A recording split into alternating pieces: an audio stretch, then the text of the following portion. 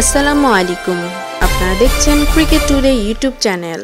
যে কারণে কপাল পুড়ছে রুবেলের, আয়ারল্যান্ডের ত্রিদেশীয় সিরিজ এবং চ্যাম্পিয়ন্স ট্রফির জন্য বাংলাদেশ স্কোয়াডে সুযোগ পেয়েছেন রুবেল হোসেন।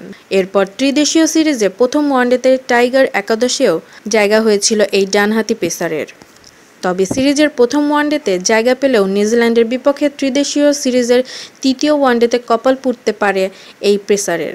খুব সম্ভবত এই ম্যাচে সাইড বেঞ্চে বসে থাকতে হচ্ছে রুবেলকে, কারণ আয়ারল্যান্ডের বিপক্ষে ম্যাচে খেলা হয়নি বাংলাদেশের নিয়মিত অধিনায়ক মাশরাফি বিন মর্তুজার।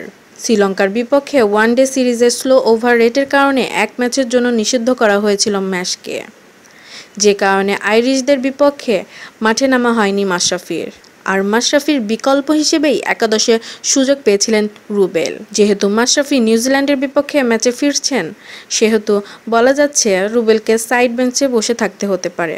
তবে কপাল পুড়তে পারে আরেক পেসার তাসকিন আহমেদেরও। টিম ম্যানেজমেন্ট চাইলে রুবেলকে একাদশে রেখে বসিয়ে দিতে পারে তাসকিন আহমেদকে।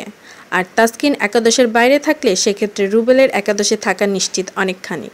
ভিডিওটি দেখার জন্য ধন্যবাদ। আমাদের আরও ক্রিকেট নিউজ আপডেট পেতে সাবস্ক্রাইব করুন আমাদের ইউটিউব চ্যানেল।